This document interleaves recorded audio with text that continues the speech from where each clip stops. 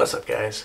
Today I'm going to talk to you about a record that actually my mom hit me to. I mean, she didn't actually hit me to the record because, you know, what my mom knows and cares about hip-hop and rap, you know, can be boiled down to, you know, it's noise.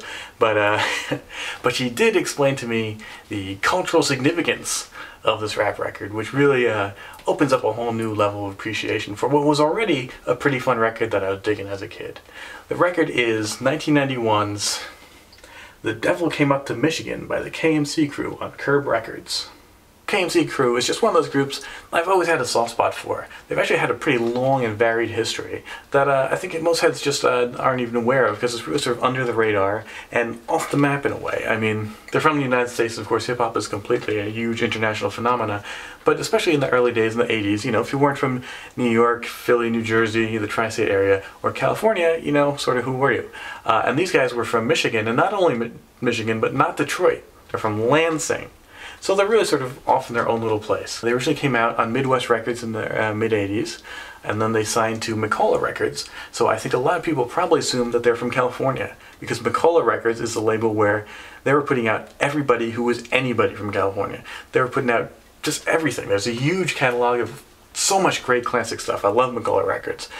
So I think, you know, boom, Crushing MCs. They had this one album and a couple singles, including their Nightmare on Elm Street rap, which I did a video about before. So I think people just assume, okay, they're from California too, they're on McCullough Records, but no, they're from Michigan. And after that little stint, the lineup changed a couple times. On Midwest Records you had Sir Clank, and then he left. Then on Crushing MCs with McCullough Records you had a guy named Stevie D, and he left. And a new DJ came in, Dr. Butcher, and so when they signed to Curb Records, which is the phase we're in right here, it was pretty much just the two of them, T the Starge, Wonder T, the guy who's been the main MC from day one to day final, and Dr. Butcher, the DJ, who wasn't around for the whole phase, but he's definitely around for the highest, biggest moments. And I could easily go on about the whole convoluted history of KMC Crew, believe me. I mean, I'm not even getting into the whole thing of when they went kind of gangsta and brought in a guy called Catman, and T Sarge actually became a gospel singer and did a song for like some Jim Carrey movie. I've got a discography page dedicated to the whole Crushing MCs history movement, so check that out if you're interested. I just really want to focus on this because the video is getting pretty long and I haven't even touched on the record I'm here to talk about. The Devil Came Up to Michigan. And this is what my mom hit me to. The Devil Came Up to Michigan is, what would I say? A sequel, not quite. A remake, not quite. A hip-hop version of a country western record. A huge country western record. It's a record from 1979, I think, or the late 70s anyway, called The Devil Came Down to Georgia, which is a hugely famous record about a young fiddle player, some kid who plays the fiddle, and the devil comes down and challenges him, you know, bets his soul that he can beat him in a duel of the fiddles.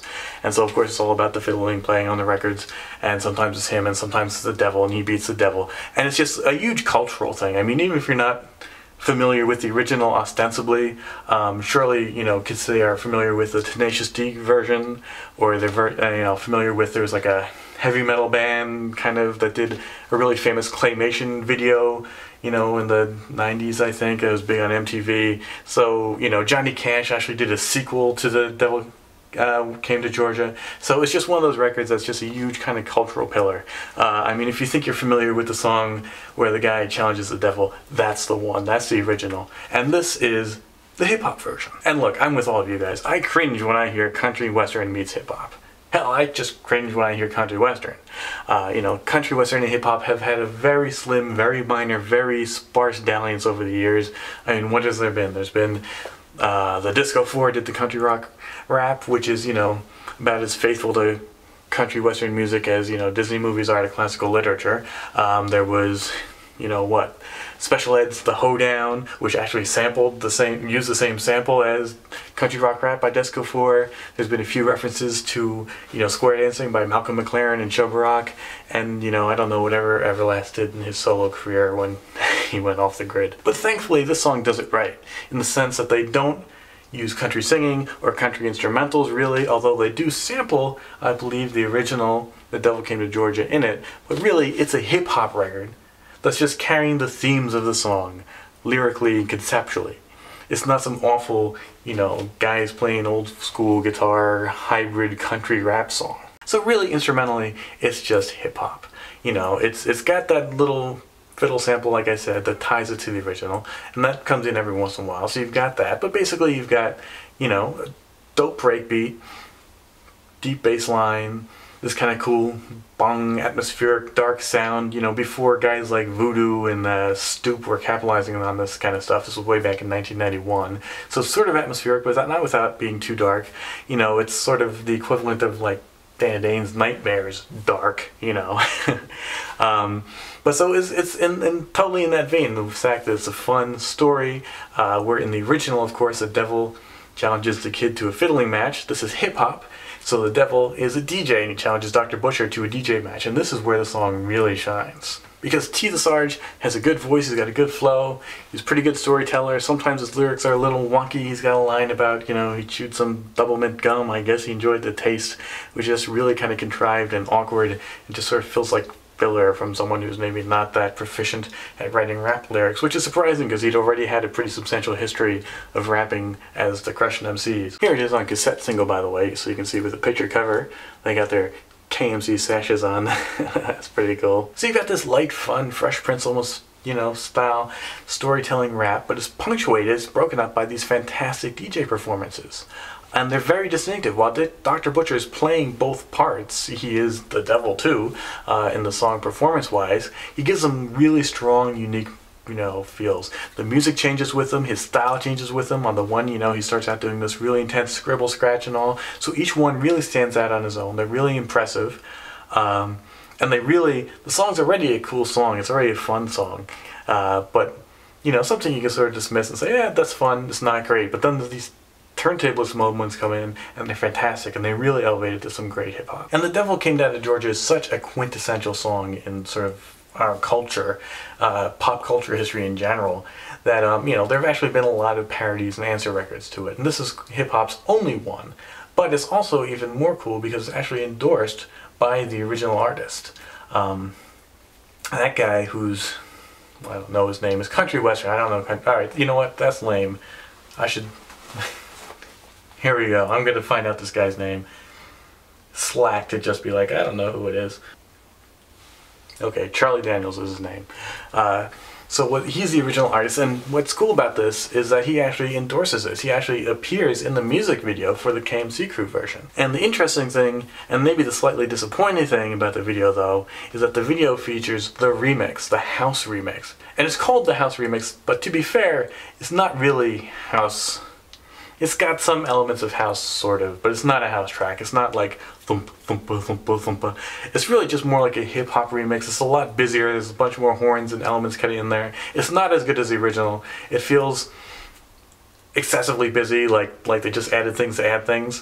It doesn't sound bad. It sounds okay, but I'm sure most people prefer the original. It also gets further removed from the original, meaning the Charlie Daniels original country version, just becomes more of an arbitrary hip-hop kind of instrumental. Now, interesting is the B-side. Now, the B-side on the single is just T the Sarge, which is just another album track. It's kind of a cool, it's got a military theme, because this is where he had previously been known as Wonder T, and he's sort of really introducing himself as the new name, T the Sarge. That's the cassette single bonus track, but on the 12-inch, it's She's My Cutie. And what's interesting about that, A, is that She's My Cutie had already been a single. It was the previous single that Curb Records released off the same album, Get Smooth With It.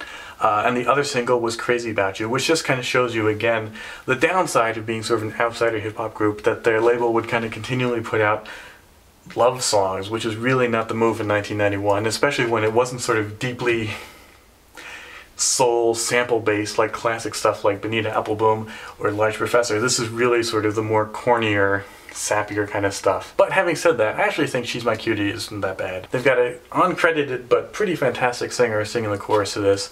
At some point in the song, T the Sarge calls him JC. So JC, whoever that is, he's a really good singer. I think he's also singing on a couple other tracks on the album, Getting Smooth With It. And he's really good. If you think of Johnny Gill sort of at his prime, you know, around the Fairweathers fan stage, you know, where you could really belt out those kind of deep and soulful songs. That's what this guy does. He sings his heart out on the song. He's really good.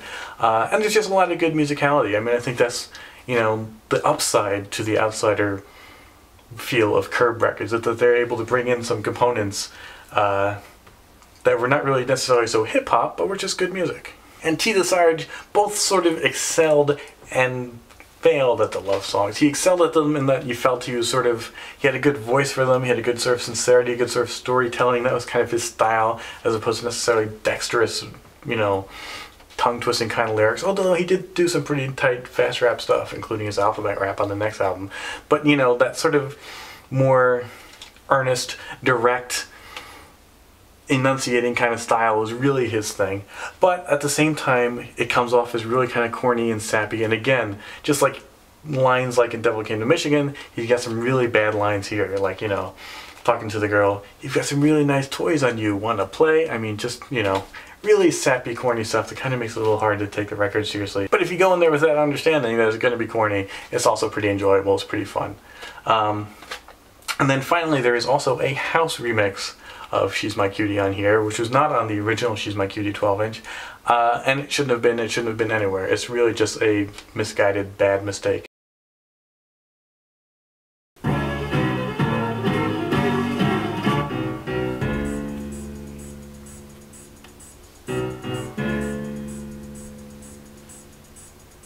The devil came up to Michigan. He was looking for a soul to steal. He had trouble in mind as he drove in the line. He was looking to make a deal. He had a brand new Nissan truck convertible with a portable phone. He had a Kenwood deck that was bumping loud as he stopped in the no parking zone. The devil stepped out with the people on the step of black feel-out suit that was down. But then he turned his head when his eyes got red when he heard this scratching sound. He walked up on a boy on 2 turntables. This boy was ripping the cut. So the devil jumped up on the back of his truck and said, "Boy, let me tell you what. You rock the beat pretty good, boy, but no, it ain't nothing new. Cause I'm in your town, about to take that crown, ain't nothing that you can do. But if you wanna get bad, don't make me mad, we can make this little bet true. A turntable of gold against your soul, I think I'm better than you." The boy said, "My name's the Butcher, and I'm the baddest around in this city. You start messing with me, and I'm sure you'll see you're gonna feel real itty-bitty. But I'll take that bet, and you're gonna regret." And then the Butcher started flexing his wrist. But then the devil's posse all jumped in, then they broke it on down like this.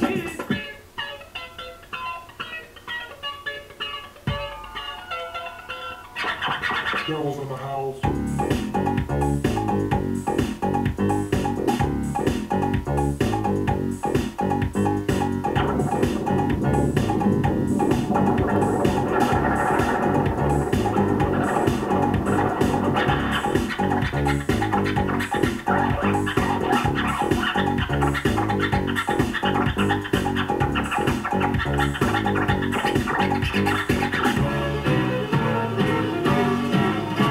When the devil got done scratching, everyone knew he wasn't no joke, because his records caught on fire, the turntables went up in smoke.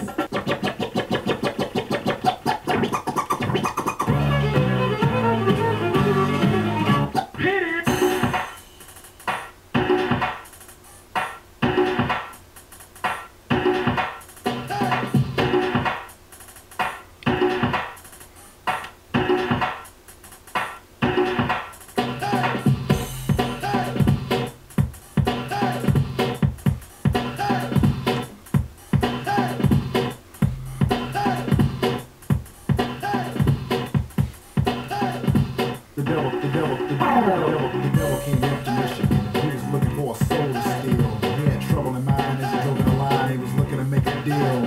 He had a brand new Nissan truck convertible with a portable phone. He had a Kenwood deck that was bumping loud as he stopped in the no parking zone. The devil stepped out with the people on the step of black feel-out suit that was down. But then he turned his head when his eyes got red when he heard this scratching sound.